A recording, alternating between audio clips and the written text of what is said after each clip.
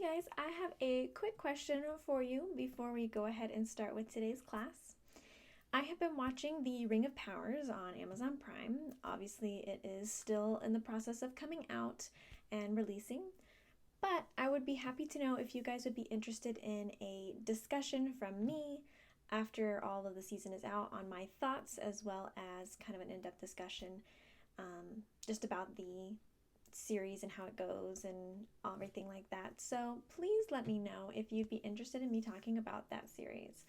So far, I am really enjoying it, and I think it would be fun to talk about, especially since I am not a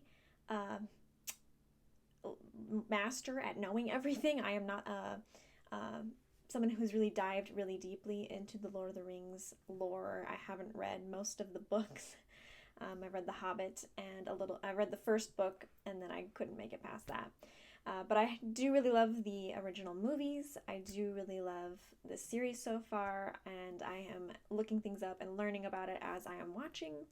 So I'd be interested to hear if you would like a discussion once everything is released to talk about my thoughts and engage with you on it, on your thoughts of the series as it's coming out. But let me know. I'd be happy to do that if you guys are interested. Okay, I guess let's go ahead and get into today's class, and let's go.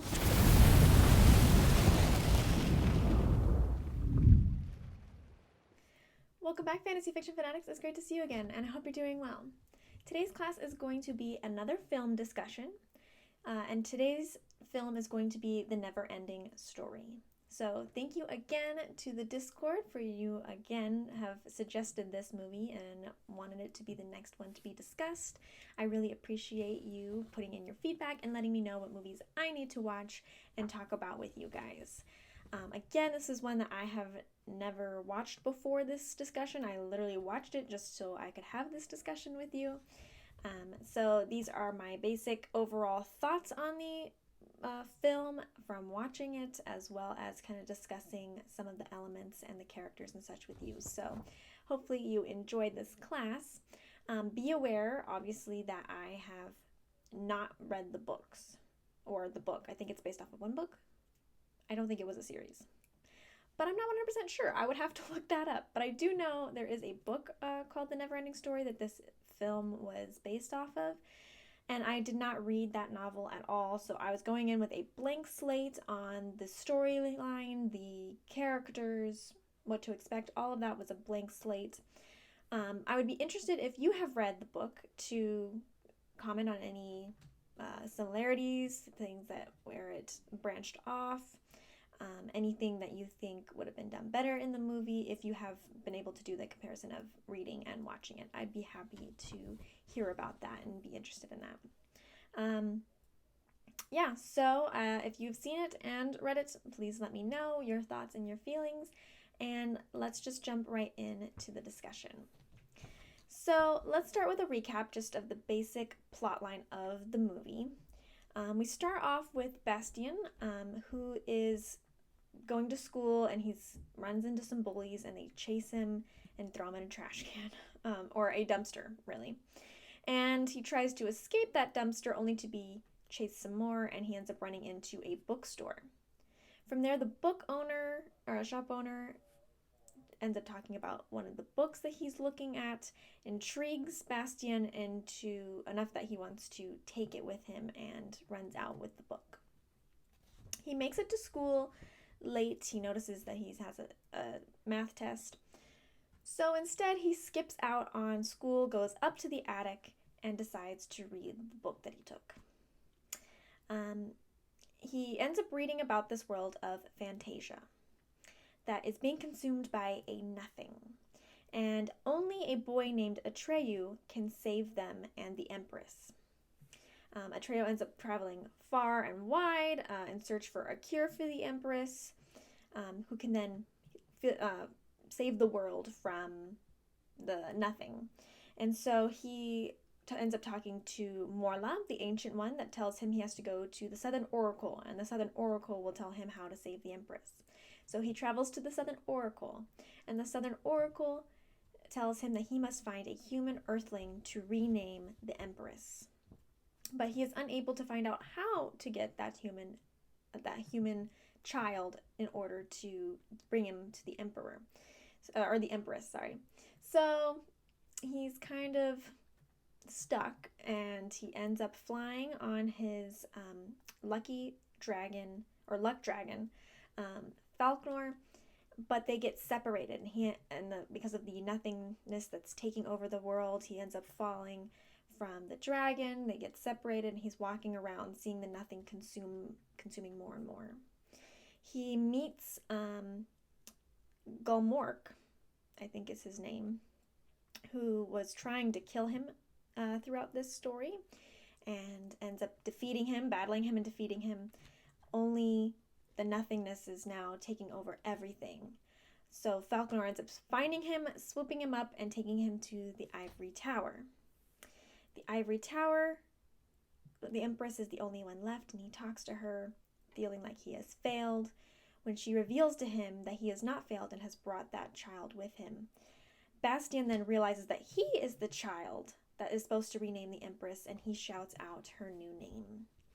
And after she has been renamed, she gives Bastien the last grain of life that is left from Fantasia, and asks him to make as many wishes as he'd like. And if he makes those wishes, then Fantasia will thrive and survive once more.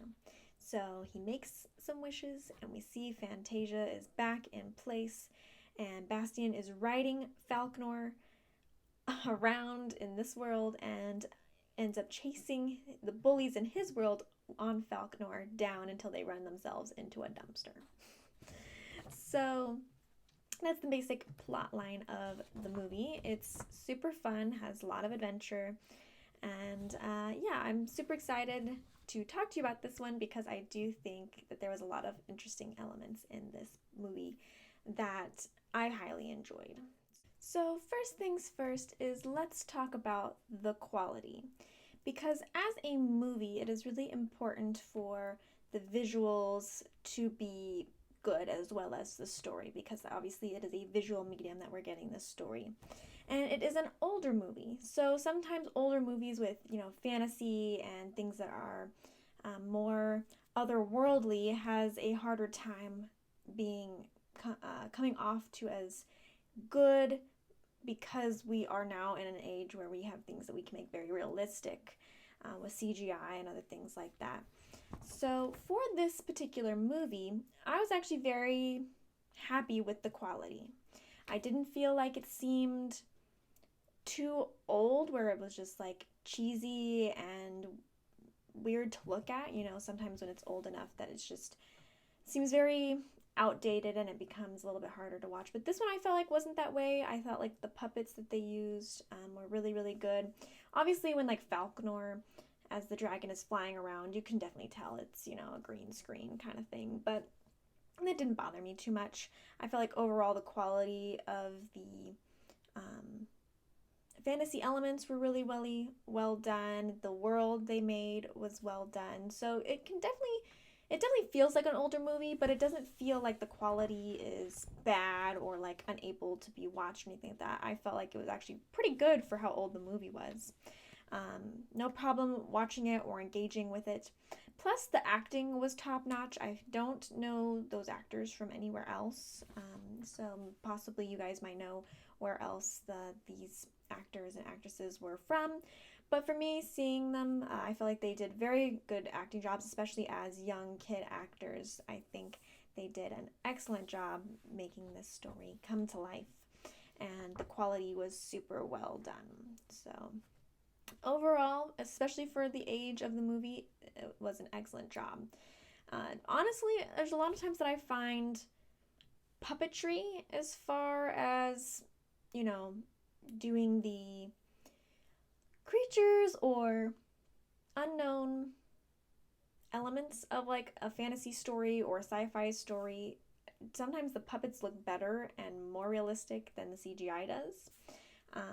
So I am not against using puppets and it being just a little bit where you can tell that it's a puppet versus, a real life actor or CGI or something like that, because sometimes that honestly just looks better and it looks more realistic in general. They can make it a little bit more higher quality. So puppets have never been a problem for me, and I think that overall they did a good job with the puppets in this particular movie.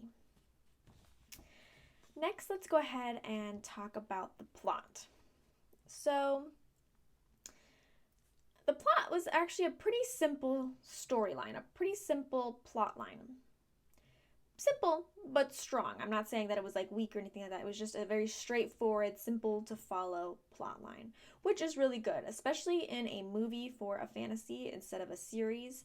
I think simple works better than trying to make it all complicated, because then you don't have the time to build up the complications enough to make it understandable in a short amount of time. So just the fact that this world is dying, and and then the story within the story concept, and we're seeing the layer that's above and the layer inside, and we're following that journey to try and save that world along with Bastian, who's reading the book.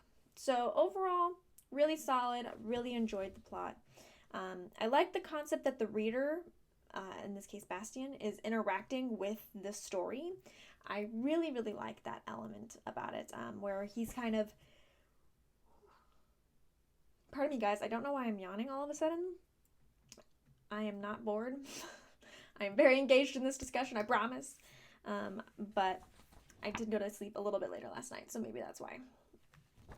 Okay, so I really like that the reader is engaged with the world. I think that that's super fun, super good. I always like stories that have books that come to life, or, you know, characters that go into books, that kind of stuff. For example, I don't know if you can see it on here. I think you can see it a little bit. The Inkheart books here, they're mostly for children, but they're still really solid books. I read them when I was a little bit older, and they're really good even for adults, I would think, in my opinion. But that's also about a story that's like they go into a book, and they can read things out of the book, and I really like that kind of concept. So this was really fun, especially when I could kind of tell at the beginning that that's what we're kind of setting up, is that he was going to be able to interact with the characters or something in this book, and I was very excited for that. In fact, the one main thing that I think was missed for the plot was the amount of interaction that they have with the book.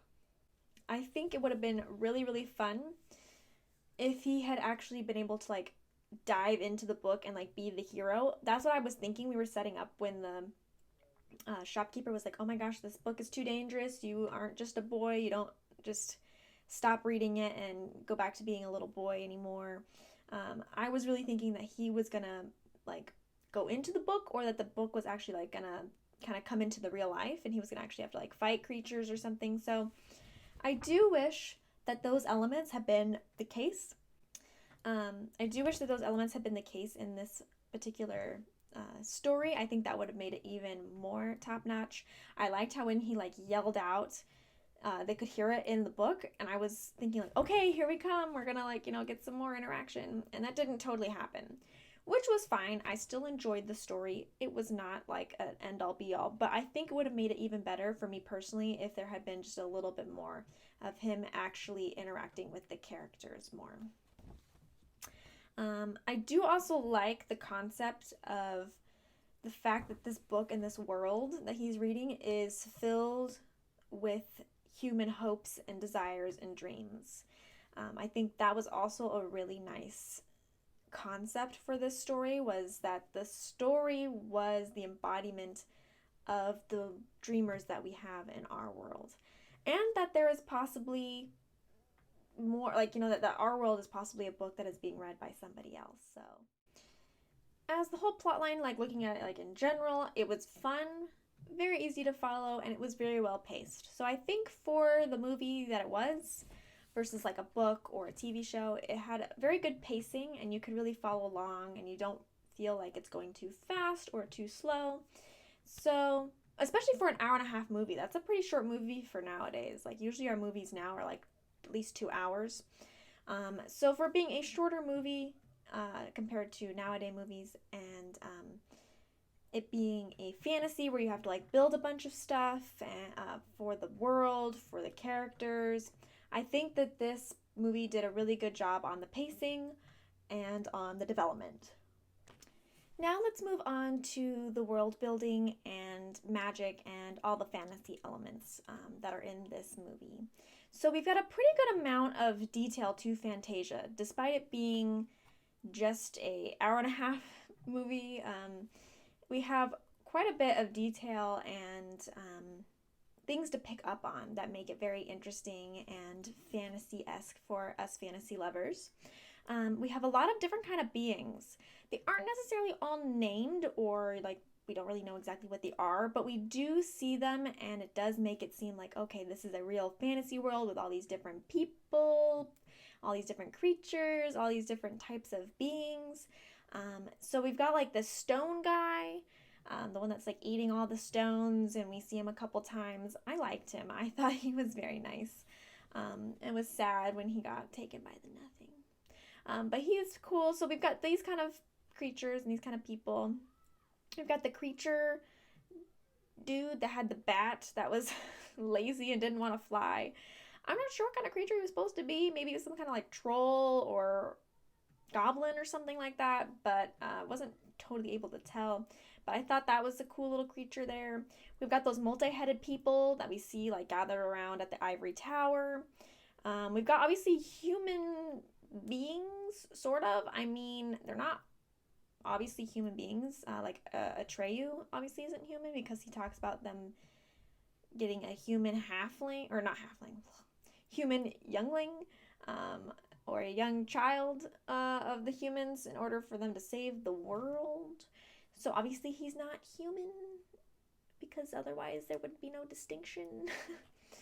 He didn't know how to find a human child, so obviously he's not a human, but he looks like a human, so there's that.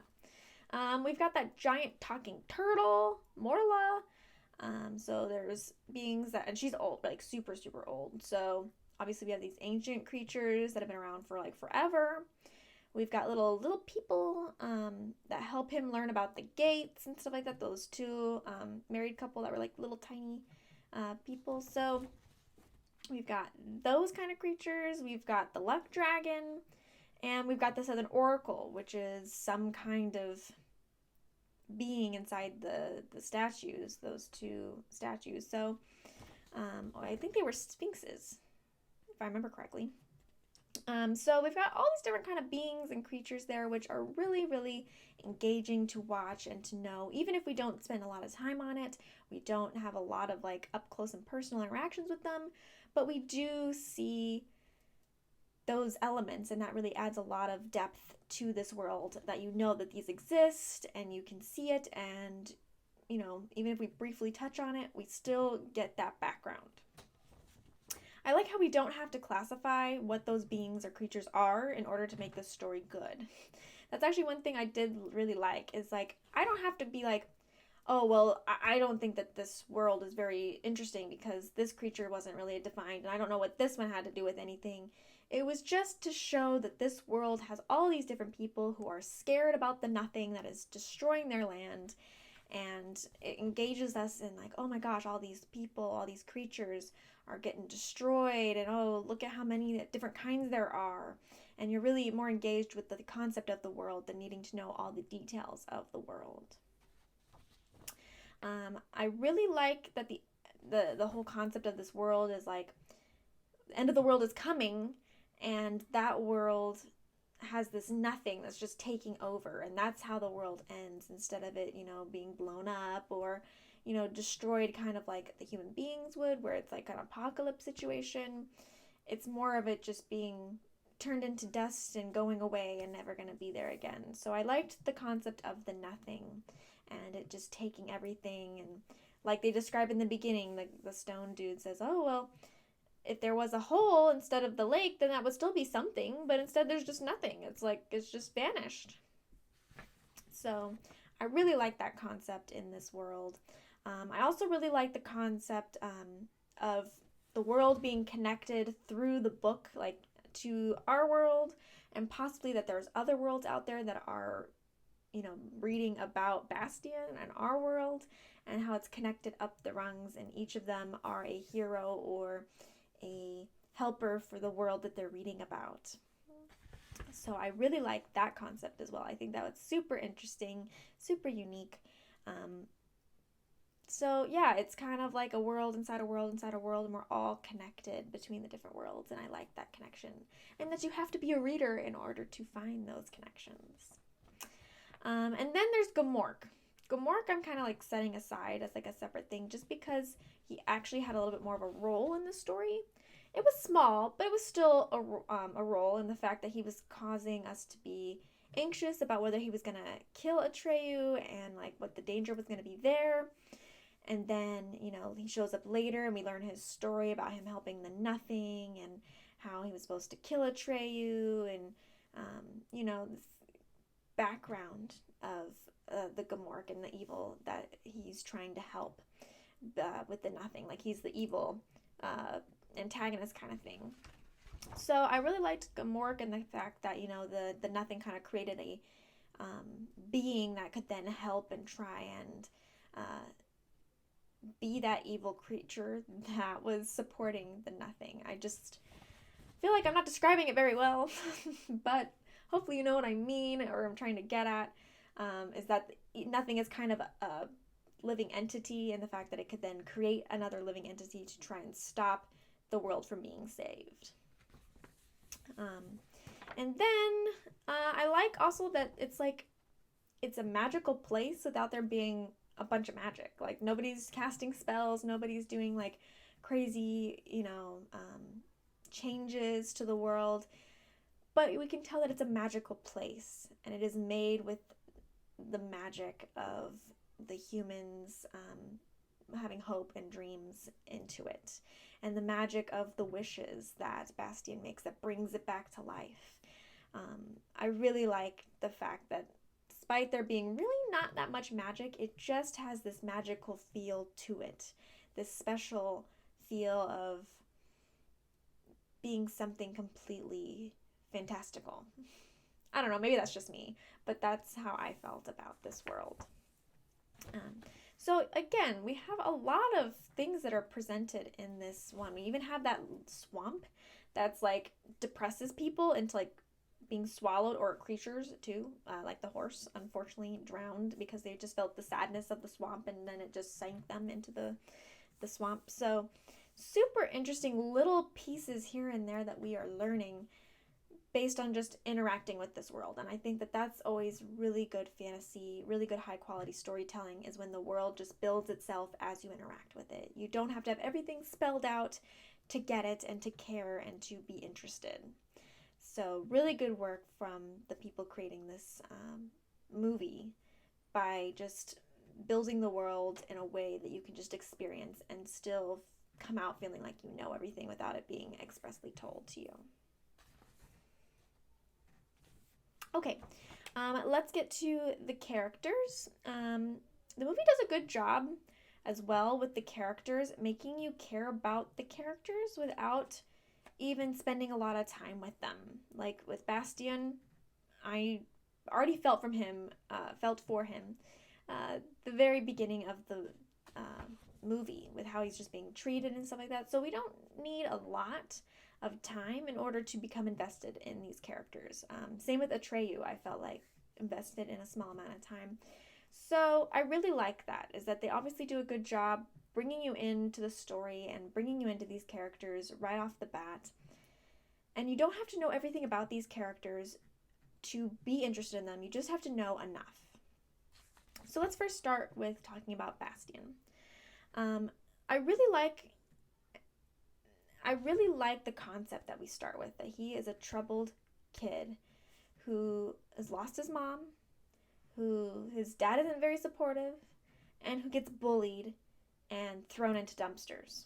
Like this is a relatable experience for a lot of kids who are bullied, and a lot of kids who've lost parents, or maybe going through a divorce. The parents are going through a divorce and it's really hard for them at home, who have parents that don't really try to understand them and their needs and try to relate to them. They're just focused on themselves, and the kid just kind of gets left behind. So I feel like Bastian's predicament here is very understandable, and he needs the help of this story that he's gonna read, and that's gonna change him. So I really like that we started off that, and we really can relate to him. We really like that. I really like that he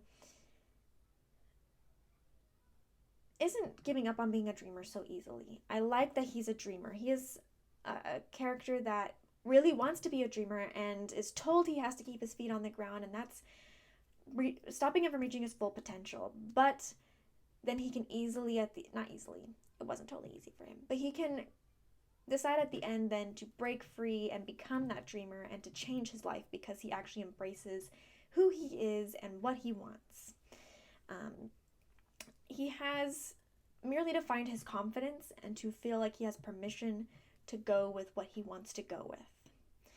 The only thing that I do wish we'd had with the movie and the portrayal of Bastian was a bit more information at the end about how this experience truly changed him. I mean, we see that he gets that confidence, he shouts out the name, he makes the wishes, he's riding a luck dragon and he's chasing those bullies down, and that's all good. So obviously he's gained in that confidence. He's changed in the fact that he is now not afraid. He is taking hold of his life.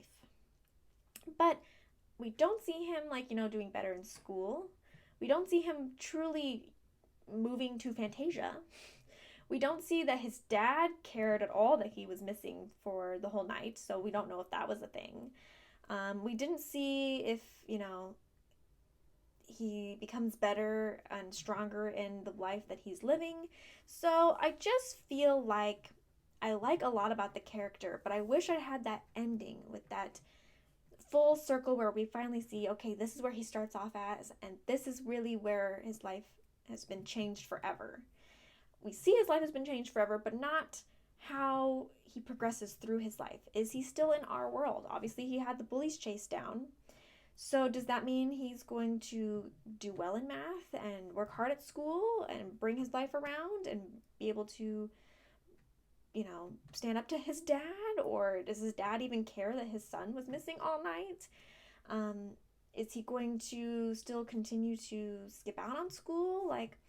We see that the change in him, we see that he's confident and he's excited and he stands up for himself against those bullies, admittedly with the help of a dragon. But we don't really see if his life has been changed beyond that. I don't really see the full extent of how this experience helps him in his life. So I really wish I had seen a little bit more of that development from Bastian in this movie.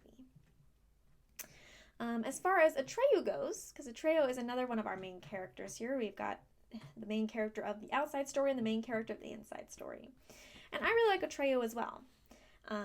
We know even less about Atreyu, honestly. We just know that he's supposedly this amazing warrior who's only a kid, but is still an amazing warrior, and he is the only one that can save the world.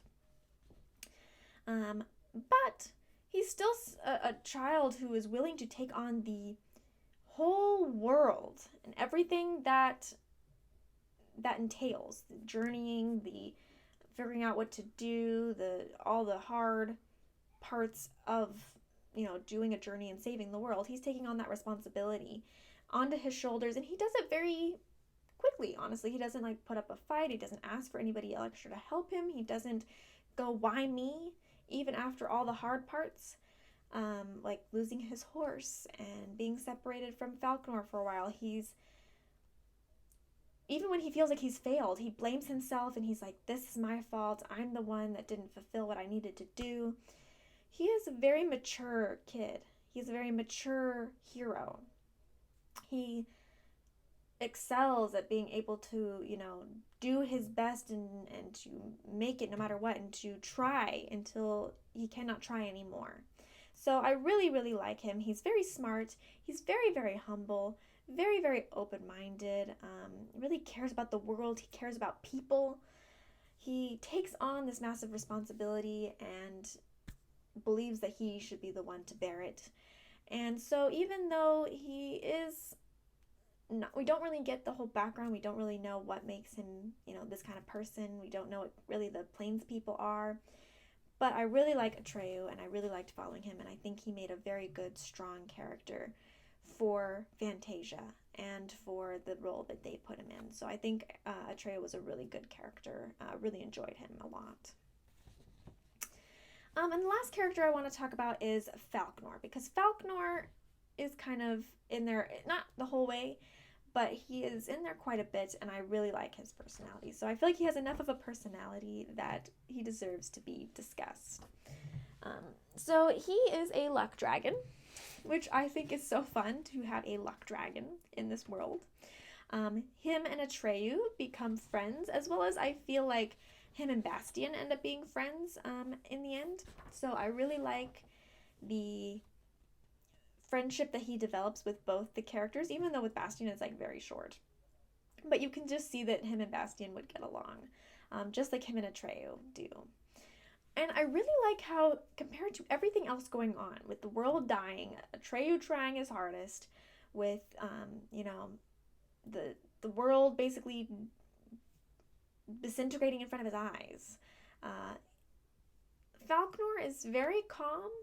He's very easygoing. He has a lot of brightness to him. Like, Atreyu is not like a depressing character, but he is not as bright as Falkor. Falkor likes to laugh. He likes to smile. He winks a lot and makes jokes and has a lot of personality to him that I think really was a nice balance to all the sadness going on in this world. He is a brightness, and he just believes in Atreyu. He's like, don't worry. He's going to get to that Southern Oracle. Don't you worry about a bit. He's a very happy, light character. He cares about Atreyu. He, helps Atreyu out. He has every faith that it's going to all work out. And then when he's with Bastian, they have fun flying around together, and then when he's chasing down those bullies, he loves it. He is laughing, and he is like, yes, this is what we need to be doing to live our best life. Chasing those bullies into that dumpster. So, I think overall, Falkor is just a really, really great character, and I really liked his addition in this movie. I'd love to know what you think of all three of these characters, but especially Falkor. Maybe you guys have watched me enough to know that I really enjoy characters like this. I like the crazy characters that act like they're, nutso, and really they are much more serious. And I like characters that are just really fun and have a lot of personality to them. So, last but not least, what are my overall thoughts about this movie? I think it's a super fun movie. I think it has a lot of personality to it. It's got a lot of good fantasy elements to it. It's got a good concept and great characters. So I think it was presented at an older time, but it is very much a nowadays kind of story, if that makes sense. I think it's got a lot of strengths to it, and I think that even though it is that older movie, it's still got a very good visual appeal to it, with really great acting, really good characters, and story writing. So overall, I think it's fun and enjoyable. I would recommend it to people who like fantasy. I wouldn't say it's like, my all-time favorite movie. I can't say that. But I definitely think it is worth a watch. I definitely think that it is fun. I think it is a very easygoing movie and something that's just enjoyable. I am very glad that I was asked to watch it. I think that I really enjoyed the last one I watched of Willow, where we did that discussion. I liked that movie a lot, but I think this movie I might like even more than Willow. I think this one had a lot more fun and lightheartedness to it, which I really liked a lot. So, in general, I think it's a solid fantasy story. I think it's a fun movie, and if you haven't seen it yet and you really love fantasy, I'd say just give it a try. I don't think that you're going to think it's the most spectacular thing you've ever seen, but I definitely think you'll have a fun time watching it, and then can know the references that are made about it, since I know it's a lot of references are made, since it's a classic. It definitely helps me appreciate even more Stranger Things, that has Susie and Dustin singing the song from Neverending Story. I love that scene even before I watched this movie, and now I just love it even more because it's just great. And I definitely recognized the song when I started watching this movie from Stranger Things. So I think in those ways, the references and the discussions do make it worth watching this movie, and it's fun just in general. Let me know your thoughts on this movie, on anything that I talked about. I'd really love to hear your opinions and what you think about it. If you think it's too old for you, if you watched it when it first came out, whatever it may be, or your experience, I'd just love to hear it. Okay, let's go ahead and move on to the trivia. So this week's trivia question was, what is a minotaur? And thank you to everybody who answered. I had several correct answers. The answer is half man, half bull. If you said creature in there or some kind of monster or from Greek mythology, those are all correct. But we've got Paul, Tasseloff, Dan, and Christian, woo, taste the beast, who all got it correct. So nice job to you guys. I think minotaurs are pretty cool creatures. I do think that the mythology around the minotaur is pretty interesting. But of course, we've had minotaurs expand into other books and stories where they are more of a personality. Like, for example, the biggest thing I can think of is like Narnia has some minotaurs in there and such. So I really enjoy the minotaur concept and wish that they were a little bit more used in stories, honestly. I think that they would make an interesting element to some of our more modern written fantasies. Okay, if you would like to join in the trivia question as well, if you're wondering how to do that, go over to the blog, fantasyfictionfanatics.net. If you're on desktop, it'll be on that right-hand side. You'll just scroll down a little bit on any page, and it will be there. If you're on mobile, you'll have to scroll almost all the way down, but then you'll be able to find it there. While you're on the blog, you're more than welcome to check out my book reviews on there. I've got different discussions, fantasy terminology, different favorites or recommendations, lots of things over there as well, some personal accountings of my fantasy enjoyments over there as well. So lots of things to check out. Hopefully you do. I also have a feed of like different authors and stuff like that that are like their blog posts that are there. So if you want news about different authors and publishers, that's over there too. So check that out. Let me know if I need to do another film discussion as well.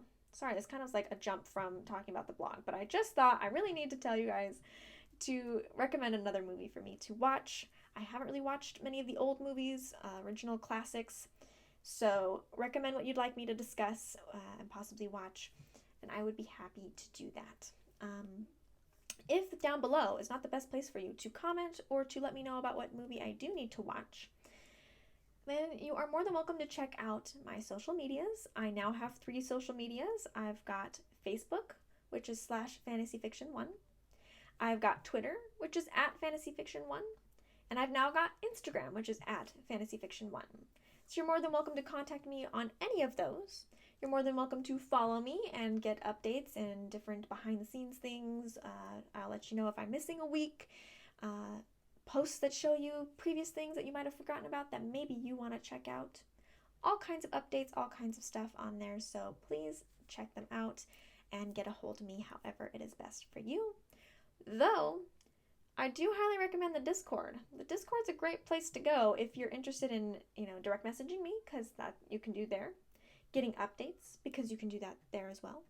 And you can also talk to your fellow fanatics who just love talking about fantasy and other things as well. So we are all chatting over there and having a great time, and we would really love it if you joined us. We would be happy to hear what you think about different fantasy things, different books, different movies, different whatever you'd like to talk about. We are talking about it over there. The link will be down below if you'd like to join. And I guess that's it from me today. Thank you so much, and I will see you guys in the next one. Bye.